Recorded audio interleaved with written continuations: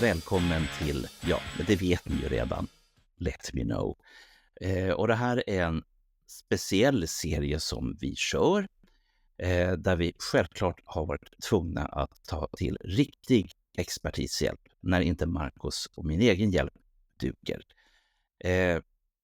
Det här handlar i grund och botten om alla snubbar, för det var ju snubbar och en snubba som var inblandade i Kiss från början på management, skivbolag och så vidare. Och jag tror helt enkelt, vad säger du Marco? Ska vi släppa in vår expert? Nej, vi ska inte släppa in Roger än. Men det är det enda jag satt och tänkte på här när du säger snubbar och snubba. Vad räknade du som snubba? Det fanns är Bill O'Coin och Sean Delaney snubba? Ja, det är ju som så här att det här har ju med pronomen att göra. Okej. Och då har vi Joyce. Joyce, du tänkte så. Joyce kom ju med ganska tidigt. Och hon kärde ner sig i Neil Bogart. Och sen så har hon även varit inblandad i managementbolagen. Men det där får Roger reda ut. Ja.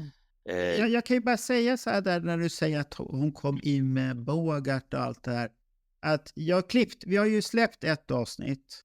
Det var Acoin Management. Och de som har sett den klippet, de ser ju där när vi pratar att vi pratar en sak, men sen när man tittar på vissa filmer där så kan man få lite information att de här personerna som var på Acoin Management, det är ju egentligen personer som Bill O'Coin känner väldigt väl innan han startar. Och det kommer ju från den här, hette den Flipside eller Flipcoin eller vad var det? Flipside, ja. Och jag hittade på YouTube-klipp på den. De finns på Acoins YouTube-kanal. Där kan man se hela serien. Coolt.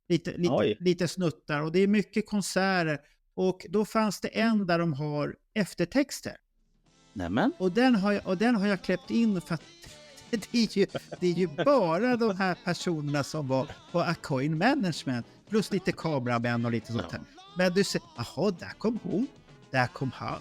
Och sånt där. Så att de här personerna har ju rört sig i en krets. Och de har känt varandra. Och det är ungefär som vi Kiss-vänner och Kiss-nördar som är med i Kiss Army Sweden, Let Me Know-podden, Destroy Alive-podden, Alex Room Service. Att vi känner ju varandra och vi har haft samarbeten, vi har gästat. Så att det är ungefär liknande äggröra det här, bara att de har olika namn på alla företag. Så det var lite festligt, det var bara så här, när jag satt och klippte. Jaha, titta där dök det namnet. Och så tog jag med det. Så att när du nämner det här med svenska kopplingar och svenska Kiss-fans. Det finns en unik podd, en otroligt unik podd där det är få förundrat att få ha varit med. Och det är Alex Room Service. Ja, där kör han själv och han bjuder bara in fina gäster. Och det är väl Ace Frehley, Carl Linnaeus. Carl Linnaeus. Har Gene Simmons varit med? Nej, men då, vad heter han? Karlsson som skrev låtarna med Paul. Vad heter han? Karlsson. Talang. Andreas Karlsson. Andreas har varit med i hans podd. Jaha. Jag vet att Molly Sandén har varit med och Lasse Åberg. Ja. Och han säger ju det själv att han kör själv den och det är det han vill. Och då gör man som man vill tycker jag. Så jag tycker det är man har ju det formatet som man är bekväm med. Ja. Och jag bara kommer att tänka på det när du sa att alla har varit med överallt, så tänkte jag kanske. Men han har ju varit med hos oss. Ja, absolut. Så kanske vi har inspirerat honom någon gång, det vet vi ju inte heller. Men det som jag tycker är lite roligt där när han har sig en grej, det är det att, som han brukar säga oftast, att antingen gillar du det här och så lyssnar du vidare, eller så lyssnar du på någonting annat. Och det är ju helt rätt. Antingen gillar du det, och det gäller ju vårat också. Antingen gillar du vårt tjafsande och gafflande och våra gäster, eller så klickar du bort och tycker att det är värdelöst. Nej. Jag tycker att man behöver aldrig skriva något negativt, för det är helt onödigt, för det tar jag faktiskt bort när det är så här helt onödiga kommentarer. En fråga bara, i eftertexten var Neil Bogart med där också? Nej, men Joyce, det vågar jag inte svära på nu har inte jag det i huvudet.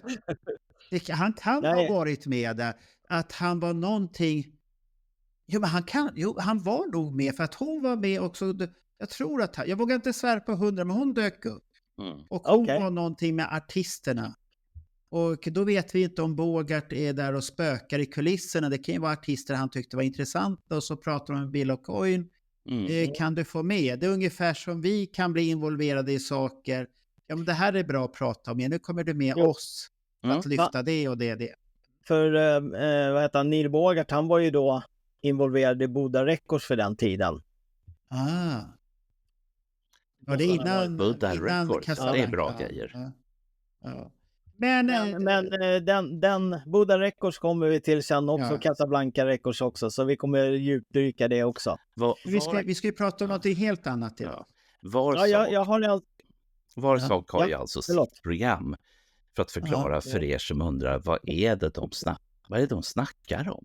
Och vad är det för företag? Ja, företag och personer som var med från den allra första början och sen ett antal år in i framtiden. Ja, så att, alltså som är med Kiss-relation alltså. Ja. Att vi ska veta vilka, för det finns ju mycket personer och de nämns i stort sett alla poddar. Vissa poddar kanske du ska ha lite förkunskaper och då kan det vara bra att lyssna på de här så att man vet vad det är för personer och vad gjorde den personen egentligen. För att det är inte alltid lätt att hänga med. Och vi har ju varit väldigt noga med att det här är ett samtal mellan oss och så förstås ni som lyssnar. Ni får ju självklart vara med antingen genom att höra av er till oss och berätta, vilket ni gör många av er. Men även att man kan tänka som så här, jag tror att det är Marco som sa det här en gång i tiden, att man sitter på en pub, några stycken, och så dricker man en liten öl och rätt vad det är så kommer det några andra med och sen hänger de på in i samtalet. Så att, men de här vad ska man säga, persongalleriprogrammen är nördiga på sätt och vis, men de är nördiga på det viset för att vi ska lära känna de här personerna som vi bara har sett på skivomslagen och bolagen som vi har sett på skivomslagen. Så att ni nu kan gå tillbaka till era gamla Kiss-skivor och titta och tänka, vet jag vad de där gör? Det var den filuren. Ja, så att det är mycket. Men då är det ju Glickman and Marks Management. Ja, jag hade en sak till. Sen Acoin Management. Det var ju att vi pratade om Chris Lent, att han kom in som ekonomisk finansrådgivare 76 där. Han hade ju släppt en bok, jag kollade upp, det är 75 000 ex sålda. Det betyder att alla böcker som vi tillverkade är slut. Ja, det är därför den är så jävla dyr när man ska söka på den. Och 75 000 ex är inte mycket med tanke på att den har spritts över hela världen typ. Ja, det är 75 000 ex för en bok är väldigt mycket egentligen. Det är mycket. Tänk först och främst, hur smalt är ämnet? Ja, det är precis. Jättesmalt. Vilka köper boken? Ja, Kiss-fans. Men det är ju inga sådana där bilder så här på gubbarna hit i läckra poser. Det är ju mer en ekonoms sätt att se på Kiss. Och det kanske inte tilltalar. Han har ju skrivit det på ett lättsamt sätt. Ja, det har han gjort. Ja, det är lätt att ta till sig och du behöver inte kunna så mycket om siffror för att kunna ha nytta av boken och lära dig någonting av den också. Och det gör ju också att återigen Chris Lent, ytterligare en snubbe som kan vara viktigt att känna till i alla fall i Kiss tidiga år. Men det som gör det hela intressant är ju dels boken och ni som lyckas få tag på den, ni har ju möjlighet liksom att få en väldigt fin inblick, precis som det som Roger pratar om. Han gör det enkelt att förstå ekonomi. Och vill man veta vad Bernt är besviken av boken, då lyssnar man på första avsnittet som heter Acoin Management. Där berättar Bernt vad han inte tyckte om i boken. Så går vi vidare. Det har med bastu att göra. Ja, vi går vidare. Du ska inte ha sagt det, vi går bara vidare fint. Och vi kan ju säga att vad heter han, Lent, han var ju god vän med Marx. Howard Marks hette som av en händelse säkert, eller? Ja, för de har väl lärt känna varandra på Coin Management. Han var inte inblandad i någonting innan han kom till Acoin Management. Men när jag letade bilder förut på Howard Marks, han var svår att hitta en bild. Jag hittade en bild på Lenns personliga Facebook där han sitter och äter middag med honom. Är du säker på att du har fått rätt person nu då? Ja, det är rätt. Det var en rätt så saftig person, lite större. Och det står där på middag med Howard Marks. Så här. Och den är från 70-talet för att den själv ser rätt så ung ut där. Titta vilken fin kopp jag har. Ja. Roger slet upp någonting som var otroligt spännande. Ta upp den där och håll den lite närmare kameran så att våra tittare får se. Vad var det du drack ur? Och så håll upp den en liten bit. Ja, det är lite suddigt. Men för de av er som känner igen våra programserier, jag tittar där, nu känner vi igen oss. Så är det där Roger Nilssons lilla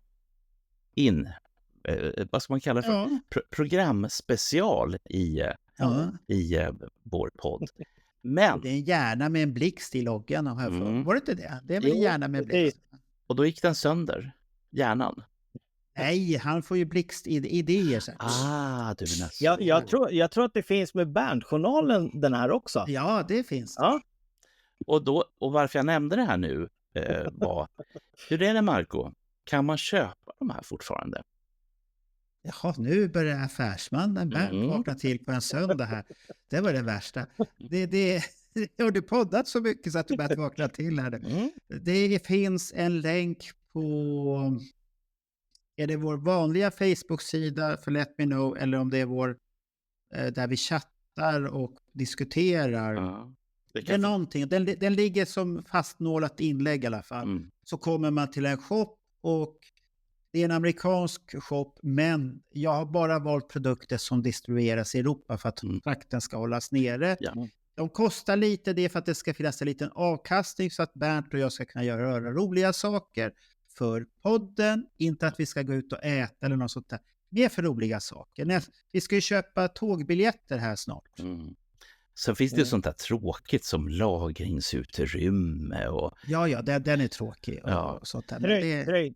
Tischer finns ju massor. Ja, det finns tischer. Jag har gjort för alla kategorier. Nej, jag har inte gjort. Jag måste göra nu för den här bootleg. Johan Wallins bootleg-grej måste jag göra. Eller High Water finns som t-shirt. Ditt finns. Sen finns Let Me Know och Berntjournalen finns. Vilka grejer vi har hittat. Och de finns som muggar allihop. Det hänger ihop lite med Glickman & Marks Management där, för det var ungefär det de höll på med. Merchandise. Eller hur? Fy fan, så sitter och säger att vi är bara så här så kränger grejer. Usch vad det där lät tro. Nu går vi till podden Marco, här. Nu hänger han ut. Marco, du slänger ner en länk till det här programmet också. Jag lägger dit en sån här krusidulla som du tycker om. Ja, men det är bra det. Tack ska du ha. Ja, varsågod Roger. Men då kör vi med Glickman & Marks då.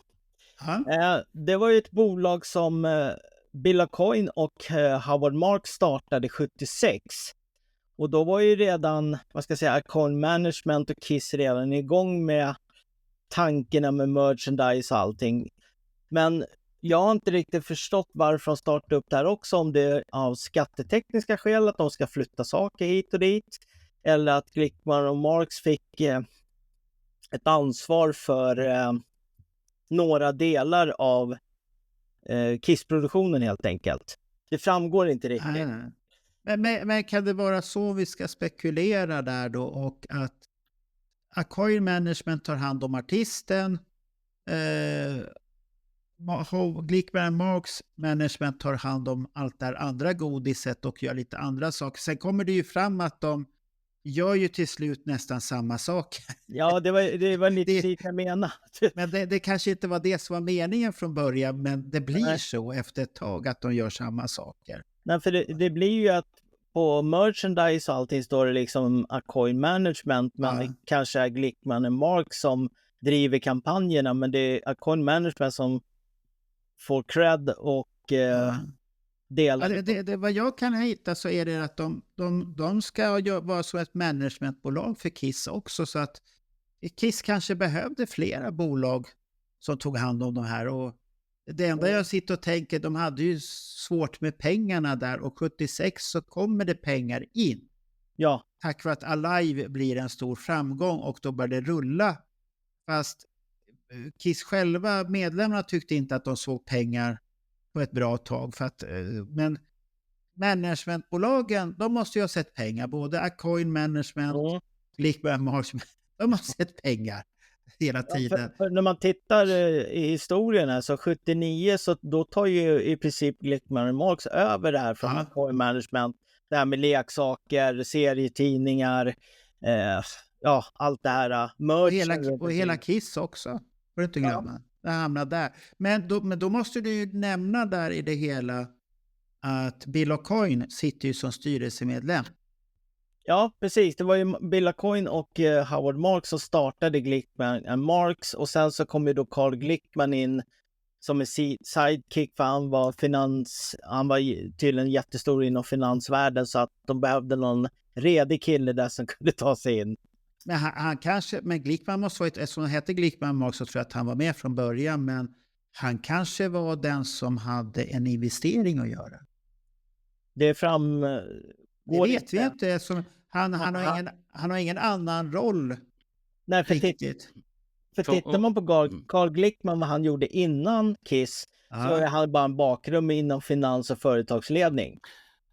Du kan dra en parallell till, det finns ju 2 idag extremt stora amerikanska företag. Det ena är Microsoft och det andra är Apple.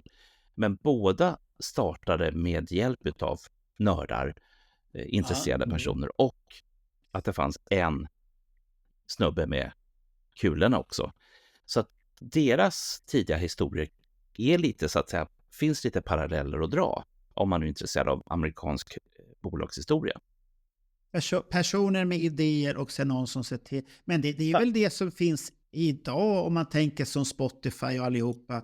Där har de ju också finansiärer som plockar fram pengarna till ett bolag. Man har en idé, men du har svårt att sätta det i land, och så söker du, vad heter det? Det heter någonting med finansiärer, men det kallas för någonting, investerare eller vad det investerare. Ja, så kommer med massvis med pengar. Det enda som är nackdelen med investerare, det är ju att de vill ju ha avkastning. De vill ha avkastning på sina pengar. Och då måste det ju hända någonting, och händer det ingenting så blir de lite sura och snea i sådana fall. Och så det kan ju vara så att de tog in Carl Glickman av den anledningen, för att få in någon som investerar.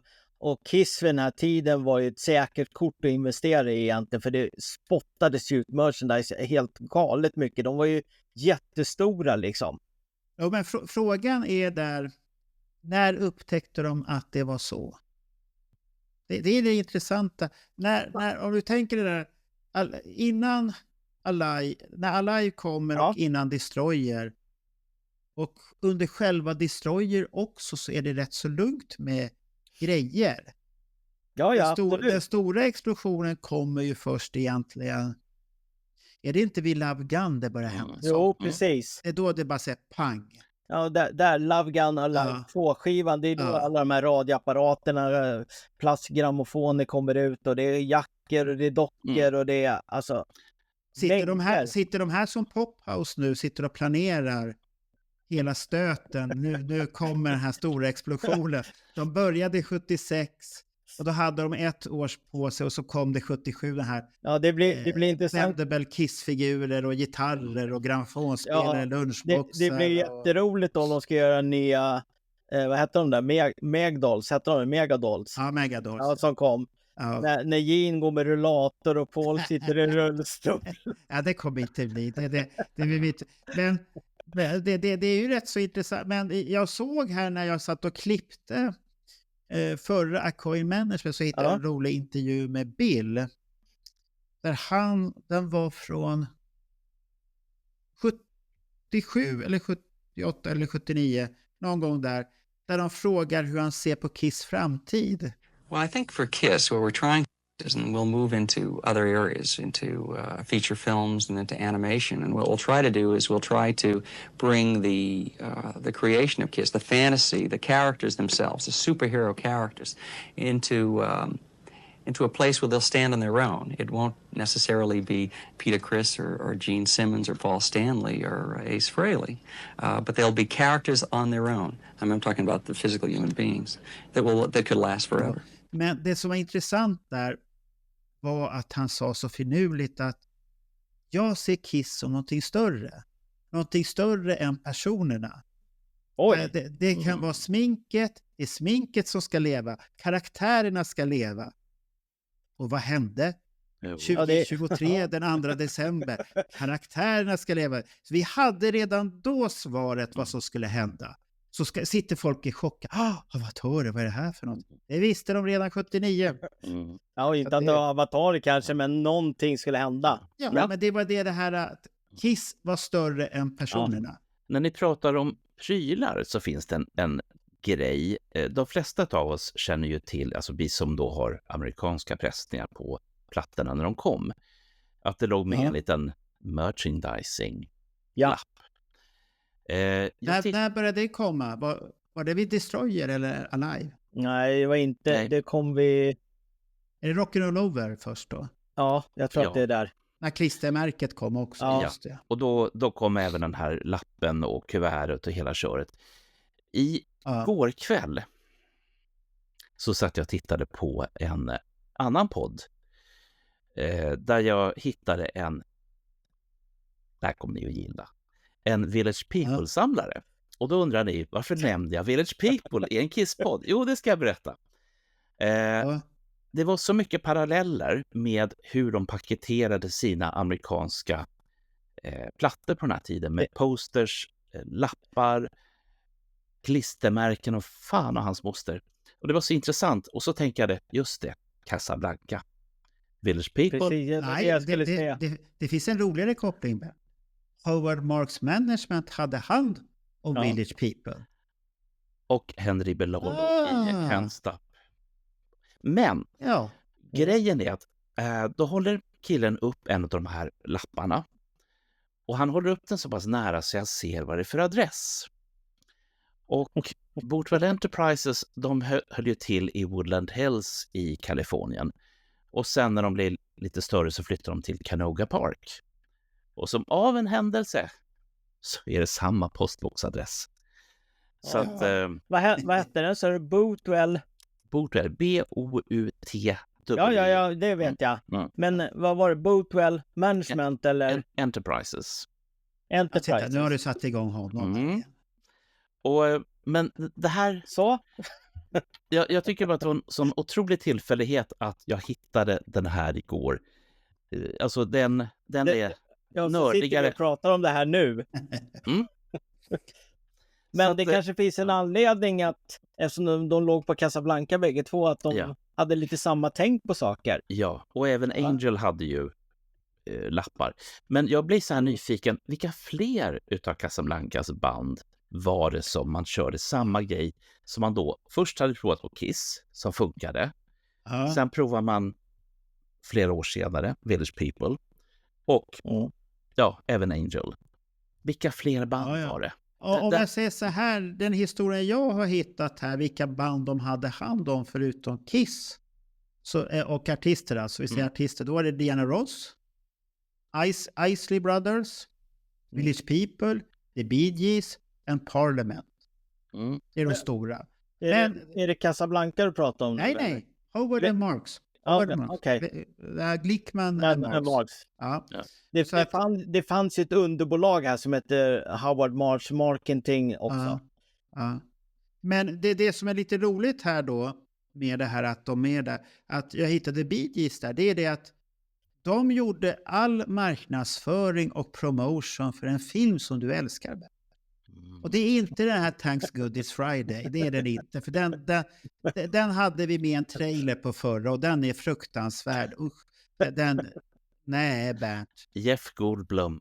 Och jag hade en snutt utav The Commodores med Lionel Richie och han ser ut som han har snott Ace Frehleys kostym fast han har en afrofrilla sen. Fruktansvärt att se. Men... Vilken film var det då, Bernt? Som vi pratar om nu. Vad tror du? Det måste ju vara... Ja, men det finns ju bara en film. Eller? Och det är dansa högt med klackarna, eller? Saturday Night-filmen. Precis, Bert. Alldeles.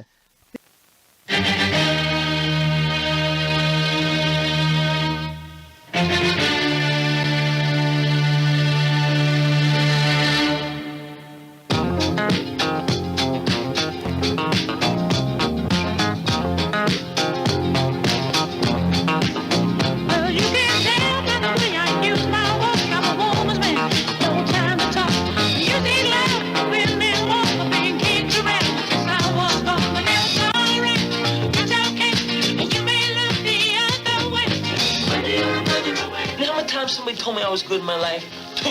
Twice. This race today and dancing at the disco.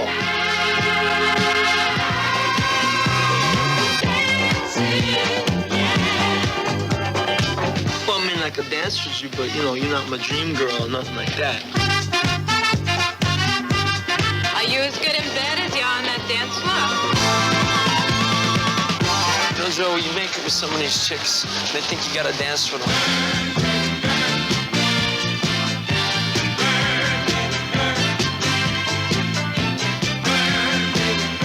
He's very good, huh? He's the best. Hey, man, he's great. He's the king out there. John Travolta in Saturday Night Fever. She can dance, you know that? She's got the wrong partner, of course, but she can dance.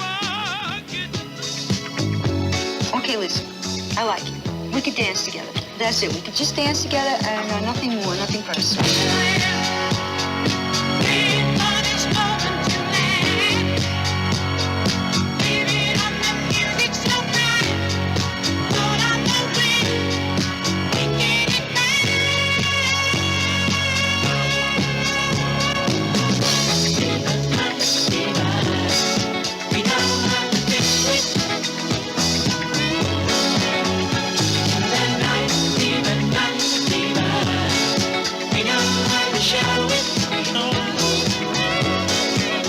Dancing, you can't last forever. It's a short-lived kind of thing.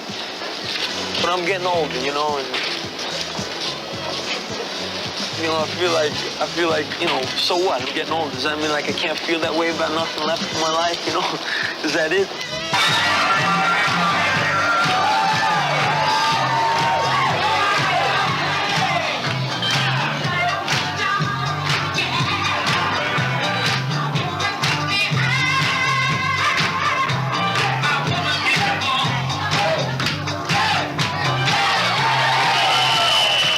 Coming from Paramount Pictures.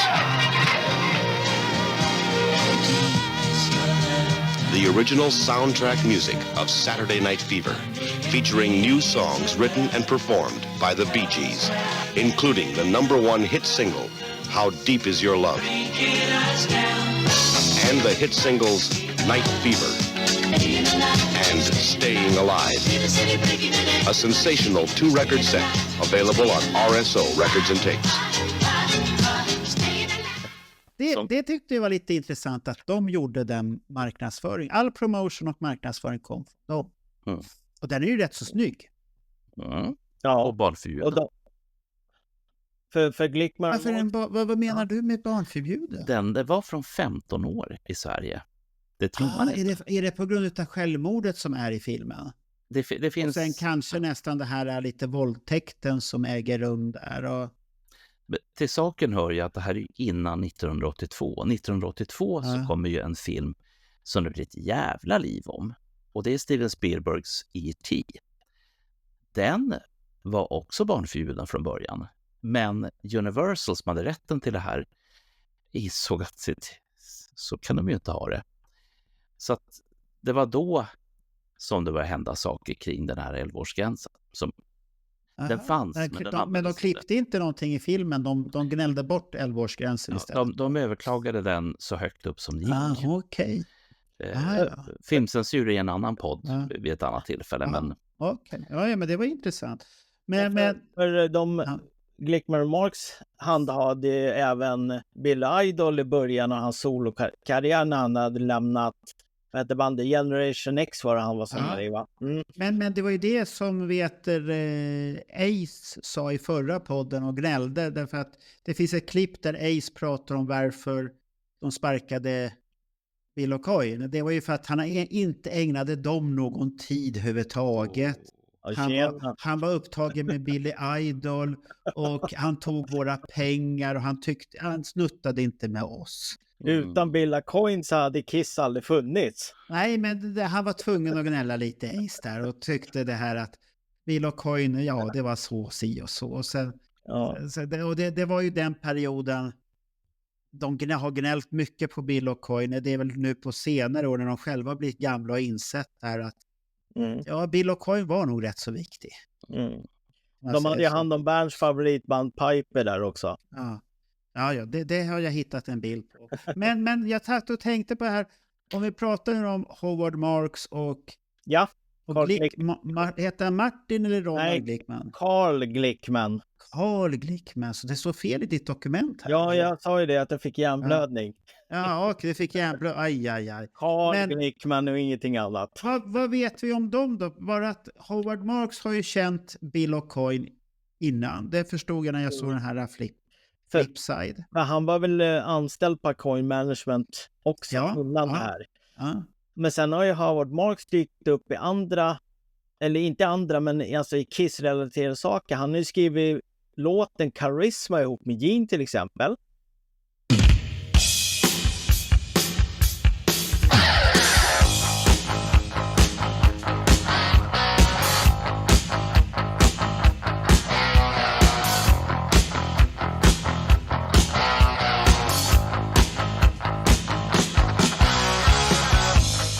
Is it my fortune or my fame? Is it my money or my name?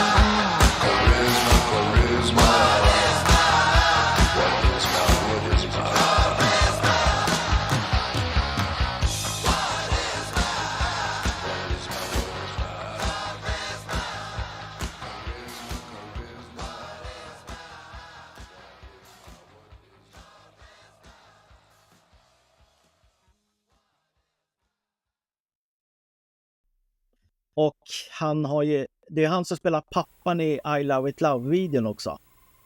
Ja, men då har jag hittat rätt bild. Okej, var det där?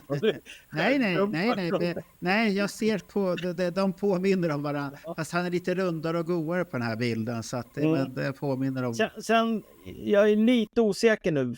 Det kan vara Neil Bogart också, men jag har för mig att det är Howard Marks som presenterar Double Platinum reklamskivan också. Nej. Är det Neil Bogart det? Nej, det är Neil Bogart som själv kommer. Är du säker på det? Det är ju bara han som har så här krullig mikrofonfrilla. Så kommer lite glatt och lite lätt på klacken där och tycker att det här är bra. Ja, med skiva och så snurrar det bak. Okay. Ja, där han egentligen skulle säga Thank God this Friday har förstört vår ekonomi och därför släpper vi nu dubbelplatin. Hur många gånger var det du hade sett den, Bernt? Var det 5 gånger? Första veckan, ja. Hur många gånger har du sett den totalt? Fler än 5. Nej, fy fan. Jag måste hitta den där länken och lägga upp den på vår sida där. Jag hoppas jag har gjort det på förra podden. Den här filmen, så kan alla gå in och så ska vi ha en omröstning. Är den här värd 20 gånger på bio? 5. Ja. Första veckan. Men jag vet inte hur Howard Marks liksom hamnade ihop med Gene och skriva Charisma liksom. Ja, men de var ju där runt omkring och Gene är ju pratsam och det är väl inte så jävla konstigt egentligen. Kan det varit så här enkelt? Jag har en liten idé, några rader till någonting.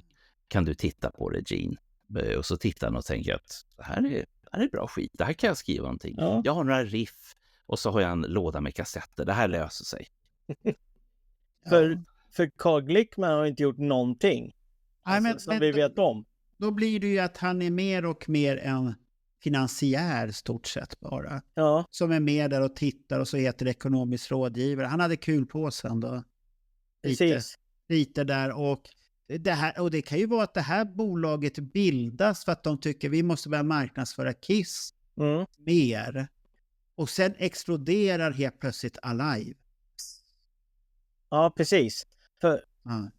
För Glickman och Marks, de tog över efter Acoin drog 82, så var det Glickman och Marks som körde vidare som managementbolag då fram tills 88 när de fick sparken. Ja, fast de hade ju blivit redan inblandade 79. Ja, absolut. Ja. Men Acoin fanns ju fortfarande kvar i den, alltså Acoin Management och Glickman och Marks körde ju samtidigt. Men det var ju Glickman och Marks som höll i merchandise-delen. Men sen när... hur har du... Bill O'Coin sitter i styrelsen där. Hur involverad var han? Försvann han? Att de sa upp O'Coin Management. Men då Bill samtidigt då. Och så vi tar bort honom. Men sen kom den här Howard, han sitter i styrelsen där, så att han kvar där eller hoppar han av Howard Marks? Nej, alltså jag vet inte om när Howard Marks som han lämnade Coin Management överhuvudtaget. Eller så... Nej, men jag menar Bill, om Bill och Coin lämnade Howard Marks Management, han satt ju där i styrelsen 79. Ja, när för att Kiss har ju sparkat honom, vi vill inte ha med honom att göra. Han har ju, du tänker så nu, att han står kvar och direkt trådarna efteråt? Ja, han gosar inte med oss längre, han har tagit våra pengar.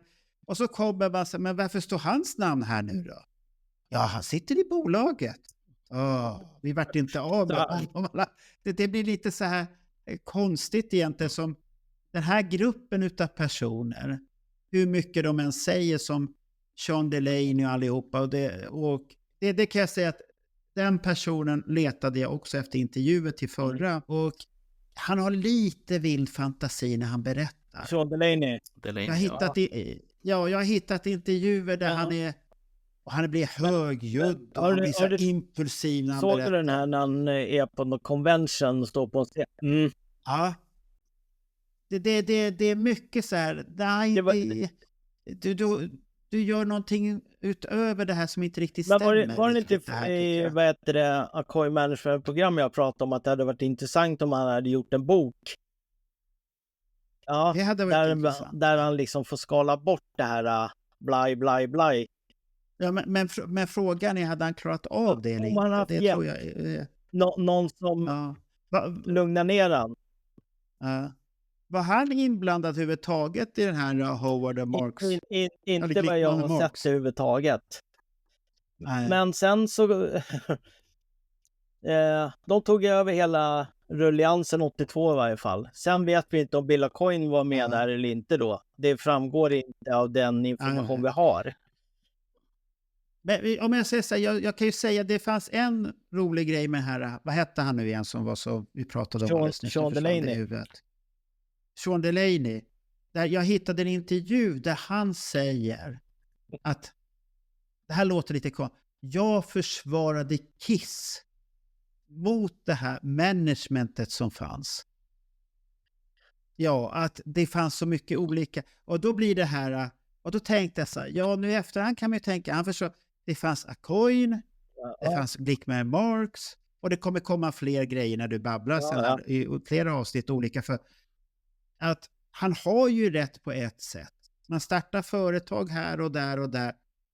Var det för att blåsa Kiss egentligen avsiktligt, för att alla vill ju ha kulor i sin egen påse och man fördelar, och det är ju som Ace säger också i den här intervjun som jag hittade, det har inte jag tagit med, där han säger att när han tar upp det här vanliga problemet, att managementbolaget, de tar ju pengarna när de kommer. Vi får pengarna, våra procent, sen när han har tagit sitt, så tar han sig, och så kommer han att ta lite till sen. Han har tagit lite här och så tar han betalt för avgifter här, kostnader, och man hörde på Ace att han är väldigt bitter för den biten, och det undrade jag bara då, arvoden från alla bolag liksom. Ja, det är ungefär som vi har våra partiledare idag som sitter i den här, vad hette den, gräddhyllan eller sopkastet eller vad den hette, avfallskvarnen. Det som kallas för elefantkyrkogården. Ja, elefantkyrkogården. Och då är det här, om Sean Delaney säger i en sån intervju, så jag tyckte var så intressant, där han blir så upprörd direkt när han pratar. De försökte blåsa, jag försökte säga till dem, ni måste titta. Han kan ha en poäng i det där, alltså, när man tänker efter.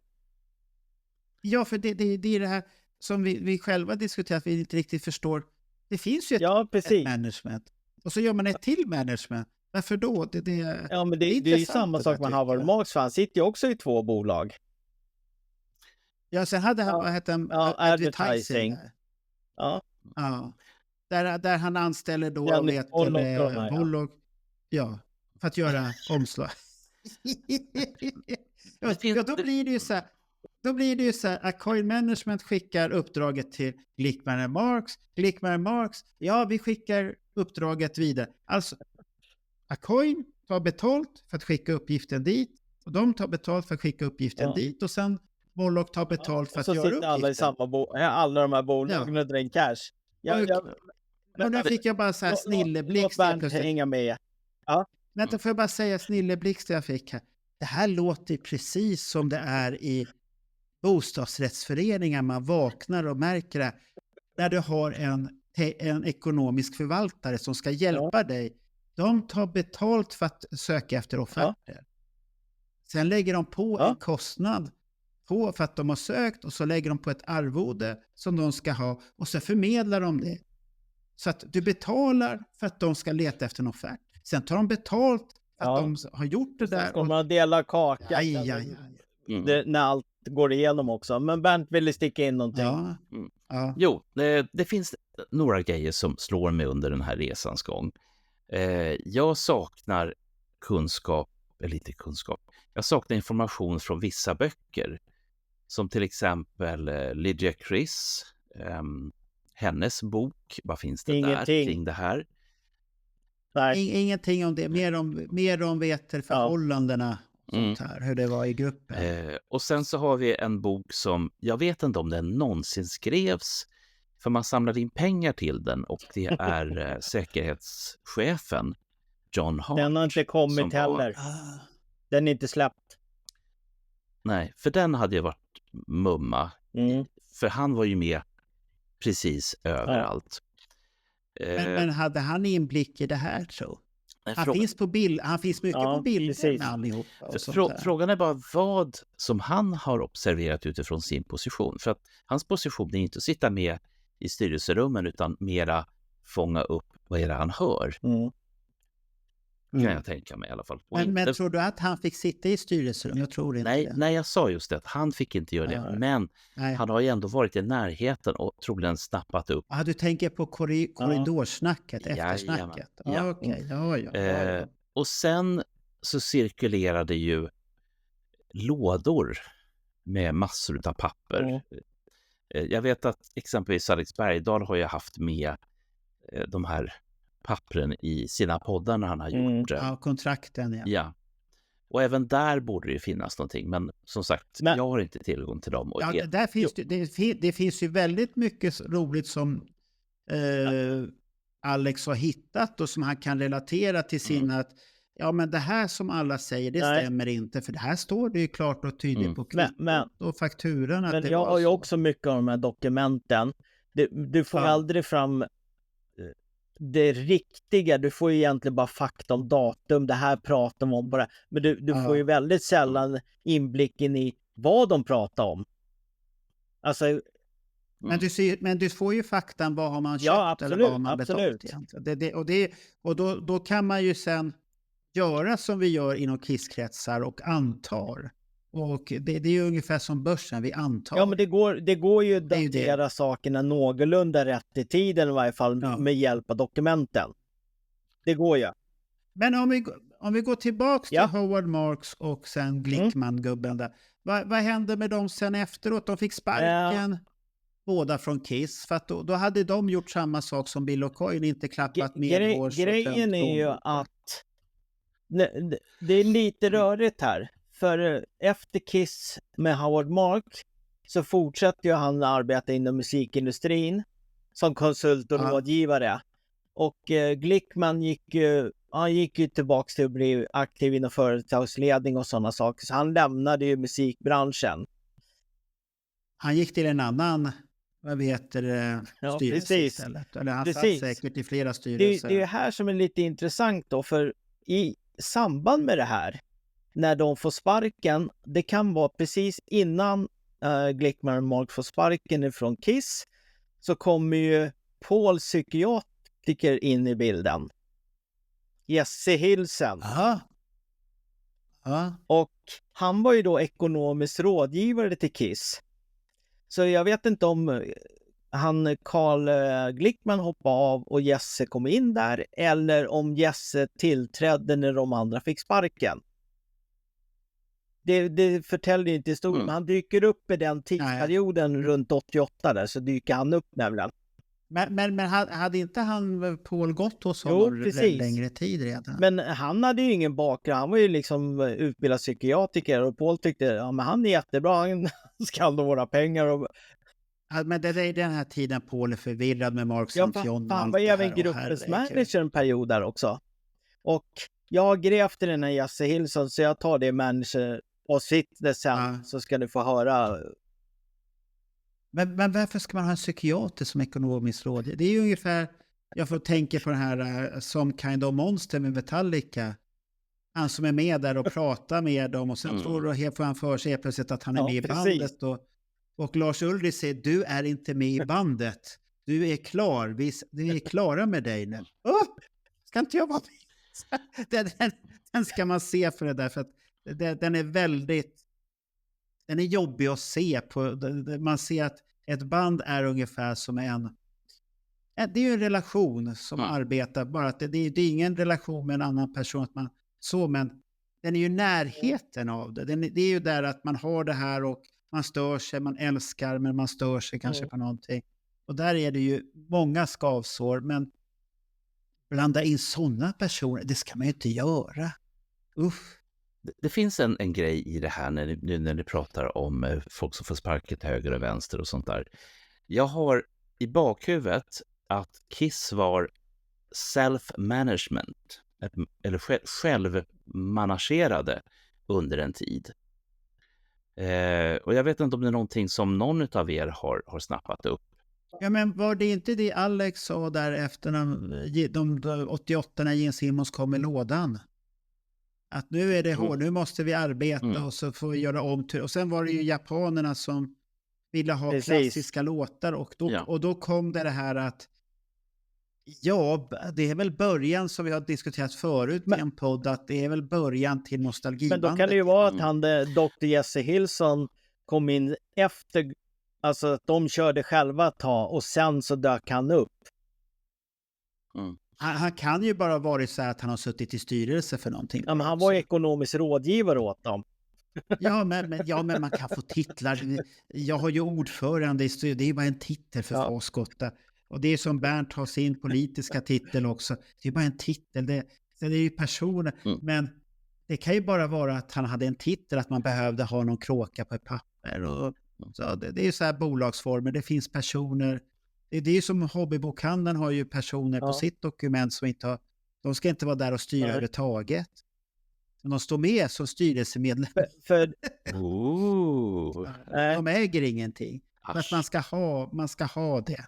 Det är fast i aktiebolag så måste det finnas. Men de fick ju liksom sparken där i mars 88. Ja. De hade ju, jag tror att det var 3 mars 88, men inte helt utan. Ja. Men jag hittade, du ska ju sätta, jag hittade här på dokumentet här att Kiss, de tog över Kiss 79 men de höll på till 91. Och då undrar jag, är det att det släpade efter någonting, att de fick spark, eller att är det som ungefär som vi har nu idag när Kiss har hoppat av och sålt till Pophouse, men det släpar efter att det kan ju vara så att de hade ett kontrakt som var giltigt fram till 91, men de var inte aktiva. Men de fick inte göra någonting. Man har ett kontrakt, precis som Bernt sa med Pophouse där, att det finns det är företag som fortfarande har löpande kontrakt. Och släpper grejer, och det är ju inte Pophouse, men man kan ju inte bara bryta, för då kostar det ju pengar. Ja, men det kostar nog pengar i det här fallet också, om de bara har ett kontrakt som de får betalt för, men de får inte aktivt agera. Så det kan ju vara så illa att de har fått betala Glickman och Marks ända fram till 91 för att de har brytit, och de fick göra, och Glickman och Marks hamnade på, vad var det? Elefantkyrkogården? Eller? Nej, inte riktigt. Eller något. Nej, de gjorde ju egna saker istället. På det här med Cleveland där, 88 i mars, då var ju Kiss bankrutt alltså. Ja, det var ju det som Alex hade ett fint föredrag i Västerås när vi satt och tittade. Ja, just det, vi åkte till Västerås. Ja, han gjorde ju så fint skådespel att vi är evigt tacksamma att han kunde gestalta Paul Stanley och Bruce Kulick och Gene Simmons där, hur de var där och hur de kom fram till att Paul säger att vi ska rädda Kiss, och så kommer jag har en låda. Jag var på sidan någon gång, men vi var i Västerås. Det var i Västerås där han gjorde det där. Och det var en riktigt bra föreställning. Vissa grejer ifrån den föreställningen ska vi kalla det för en föreställning kanske, för han är lite dramatisk. Men ja, men det är ju det som är det härliga med Alex, när han blir lite så här, när han går in och här han går i roll. Gene Simmons beter sig, och jag har ju sett där, hur tänkte Gene Simmons när han ska vara skådespelare?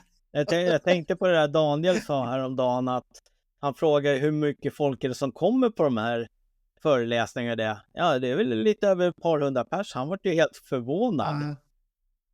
Ja, men jag tror, bor man där ute, och det är ju svårt för honom att boka så här grejer i sådana fall. Det är ju det, så att han har nog inte tänkt sig att det blir ju alltid, det är som Kissing Time, vi har ju alltid haft någonstans 200 hängivna fans som kommer, och sen kan det bli upp mot 250 eller 300 beroende på hur det är för folks planering.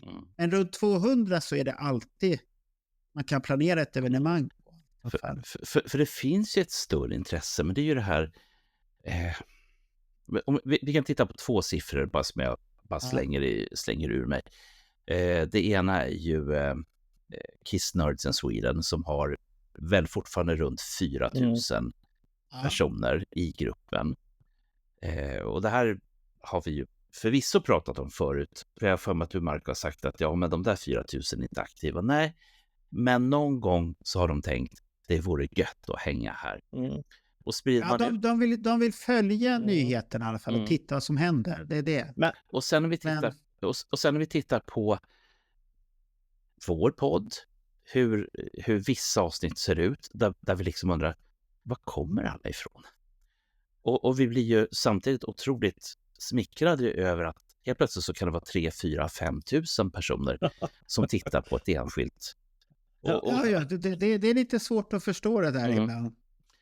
Och ibland är vi nere på 300. Men varför jag tar upp det här överhuvudtaget är att jag tror, precis som du säger, Marco, att om man planerar det här i väldigt god tid så finns det ett stort sug, ett stort intresse. Så att därför är jag lite förvånad över att man inte har kunnat skrämma iväg mer än 250 pers. Till exempel att titta på Bruce Kulick och bli fotograferad med honom. Fast får jag lägga in eller den gången som...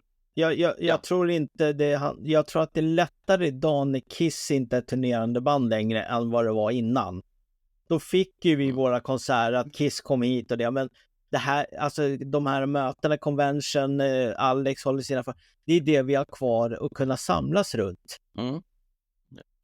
Men om jag säger så här drastiskt att 90% av de som är på konserten kommer inte komma på convention. är ungefär sådana som tycker att det är roligt att se Kiss. Och den enda konsert vi har riktigt sett att det har varit lite högre, det är minst 70% var senast utav de som, när vi såg Gene Simmons i Dalhalla, då är det 70% som är hardcore Kiss-fans där. Sen är 20 som har tänkt att vi ska gå och titta på honom och bli chockade över det här för någonting. Men det var ju samma sak när Kiss spelade på Dalhalla 2 dagar. Det var ju i stort sett samma människor bägge dagarna liksom. Ja, och då var det väl nästan 60-70% som var Die Hard-fans och har kommit från över olika ställen. Men då är det ju 5 000 personer vi pratar om. Ja, men då har de ju rest. Vissa hade ju rest från Italien. Ja, jo, det är sant. Holland, alltihopa, Finland och sånt här. Så att då kommer det ju, och Danmark, då kom det ju folk från alla ställen helt plötsligt och det växer. Och det var så speciellt så att de här jättestora fanskar som engagerar sig jättemycket, det är det inte. Det kommer det som till exempel Alex har där, 200-250 på ett föredrag utav honom. Är det max vad man kan dra ihop? Alltså? Ja, jag tror att det går säkert att dra ihop mer. Men samtidigt så ska ju folk kunna tycka att det är värt att engagera sig och åka dit. Och många är inte intresserade av de här djupa grejerna som att vi sitter och nördar i oss i en tumskruv eller vad som helst. Vi är ju bara intresserade. Ja, men det är ett överintresse egentligen. Så att det är ju inget viktigt för de flesta. Ja. Men vi pratar om Glick. Det var slutet för Glick. Ja, de fick sparken rakt av det där mötet. Ja. Och så la de ner då 91 där säkert. Jag tror att de hade ju några band att jobba med, men jag tror att det gick nog så här där. Kiss var det stora kassakon där helt enkelt. Och när de varit av med dem så tror jag inte att det här funkade längre. Jag ser att det står i dina anteckningar att Howard Marks fortsatte arbeta som advokat och konsult inom underhållningsindustrin. Och då tror inte jag att det var så himla roligt när Kiss sa upp honom, för att är han advokat så vet han ju vad han ska vrida och hålla på där. Så det har varit nog rätt så jobbig grej. Jag tror att hela det där uppbrottet, det var nog jobbigt både för Glickman och Marks och Kiss, för de var ju bankrutter i det där läget liksom. Det var nog inget roligt och muntert möte de satt i där. Nej, det är så vi sa att de som missade det teatriska föreställningen har missat det. De kommer aldrig få se den heller. Men, nej, det blir ju ingen repris på. Men betydelsen för Glickman och Marks, är det någon... de var ju viktiga för Kiss. Alltså vid 79 där. De var ju väldigt viktiga. Ja. De låg ju på för att få ut den här merchandisen. Ja. Och men de är ju som spindel i nätet. Precis. Där och ska göra det ena och det andra och skaffa det. Det finns en grej nu som jag tänker på när ni pratar om att han fick sparken och hela den biten. Jag tror att det var enklare än så. Det fanns inga pengar. Och finns det inga pengar till rådgivarna, vad ska man göra med dem då? Man kan inte ha dem och bli skyldig pengar som man inte har. De får betala. Så att det kan det kan man bli. Man kan ta lån. Ja. Men kan det här vara så pass enkelt så att i och med att Kiss var så nära rock bottom, som man citerar låt. Ja, men du får ju tänka på, Bernt, att det kommer ju inkomster hela tiden från skivförsäljning och sånt här. Det kommer ju inrullande och royalties för låtar och sånt här. Det kommer. Men jag tror att Glickman och Marx fick skulden för att de låg på randen till konkurs. De måste ju ha någon att skylla på. Ja, det där låter ju inte som Kiss, men eller gör det. Det är alltid att man måste skylla på någon hela tiden. I sådana fall. Det är bara titta där runt 79 när de var Hollywood-Kiss liksom. De bara spenderar ju pengar. Gina han ihop med Cher och det. Det är ju flotta middagar. Det ska flygas hit och dit. Och det är limousin till 7-Eleven för att köpa en burk kaka. Men han levde ju som... Alltså de levde ju som rockstjärnor utöver. De levde ju upp alla pengar de fick. Och sen är det här bara att knacka i maskineriet, och skyller man på någon annan helt plötsligt. Liksom. Vad ligger deras skuld i den här historien? Ja. Men samtidigt är det här att man frågar ju sig, som vi har frågat när vi började hela avsnittet här. Vad skulle man med alla dessa företag till, och varför var det tvungen att vara så mycket mellan här? Varför kunde inte Acoin ha vänt sig till forward marketing på en gång? Varför var man tvungen att ha en spindel emellan? Casha in. Det är ju det man måste fråga. Det blir lite konstigt när det inte riktigt är helt klart. Vad det är, för att det står ju fortfarande på alla t-shirtar, grejer, Acoin Manners. Det står ju fan ingenstans Glickman och Marx. Howard Marx det står ju inte advertising står på några skivomslag, om jag inte är helt ute och cyklar. Men vi ska ju prata om några företag till som Bernt lyfte upp idag. Det finns ju fler såna här företag. Ja, det är det som är skumma, att det finns för mycket konstiga företag. Så det är inte bara Acoin Management och Glickman och Marx. Det finns ju fler såna här företag som jag hade inte tänkt på, men Bernt informerar innan sändning. Kanske dags att börja gräva, så nu har jag skrivit ner. Jag ska kolla upp det här ordentligt. Men vad kommer vi till om vi sammanfattar det att Howard Marx kände ju Bill Aucoin innan. Bill Aucoin var ju med och startade företaget, så att... Ja, de var med där. Det här andra Glickman, vad hette han i förnamn? Carl Glick. Han vet vi inte riktigt vad han gjorde där. Och han satt med whiskyflaskan på möten. Alltså jag tror att hans jobb var att se till att cashen rullar in antingen från försäljning eller utomstående människor som investerar. Jag vet inte riktigt vad han gjorde. Och att sen att de tog över Kiss från Bill Aucoin Management. Och sen att Kiss vart sura igen. Att någon hade blåst dem som Bill Aucoin hade gjort förra gången. Han hade inte brytt sig om. Och så gjorde Howard Marx samtidigt. Och sen händer det en gång till. De har inte lärt sig läxan när Dr. Jesse Hill som dyker upp också. Nej, det är väl klassiskt när man är naiv och tror på för mycket på andra. Så att det är väl det vi har kommit fram till. Eller har Bernt någonting att tillägga på det hela? Eller nej, han sitter och kollar efter andra bolag nu. Jag hade... du ska leta efter fler företag. Du börjar tycka att det här är konstigt här. Nej, men har vi någon konspirationsteori här nu på gång? Inte än. Men jag är efter jag måste hitta det först. Nej, men jag letar efter en platta. Ibland blir man så här slirig. Jag får mig att det finns en platta som finns en väldigt, väldigt lång tacklista. Och jag pratar inte om Gene Simmons solalbum. Men där är väldigt mycket folk inblandade i någon tacklista. Vilken skiva är det då? Ja, det är det jag inte kommer på. Och nu satt jag med några stycken här, så tänkte jag, fan. Ja, det får väl leta där och titta så att... Men jag tycker vi vi kommer inte så länge. Vi har pratat om de personerna som är involverade i bolaget och varför och vad de har gjort. Sen när vi spekulerar lite... Ja, ärligt talat så tror inte jag att vi vet vad de gjorde egentligen. Det är mer som en spindel, man förmedlar grejer så här. Ja. Och så tar man betalt Någonstans har vi öppnat en dörr om att det verkar ju låta som folk har skinnat Kiss på pengar. Det är Ja, det är mycket så här spindlar som man inte vet vad gör de och de tar betalt. För att de här skickar ju uppgifterna sen. Ja, men vi ska ha lite omslag. Ja, men då är det March. Ja, vad heter de? March Advertising. Ja. Advertising, ja. Och vad skickar de mer till? Ja, vi har ju den här Rocksteady Production som Bernt lyfte upp idag. Som jag också ska grotta ner mig i nu. Ska vi se. Som Acoin Management skickade grejer till istället för att... Och det här är ju inga företag. Det värsta är att det är ju samma personer i alla företag. Det är ju det som är det skumma. Att det är inte nya personer, nytt friskt blod som det... Ja, psykiatern var väl ett nytt friskt blod om man säger så. Fast det som är intressant är att vi har kommit... Jag tror vi är någonting på spåret här som ingen har pratat om. Det här är inte bra. Roger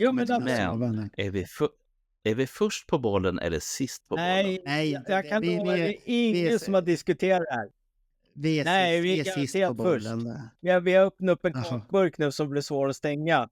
Alltså, vem ska du ringa då och få lösning? Nej, det vet jag inte.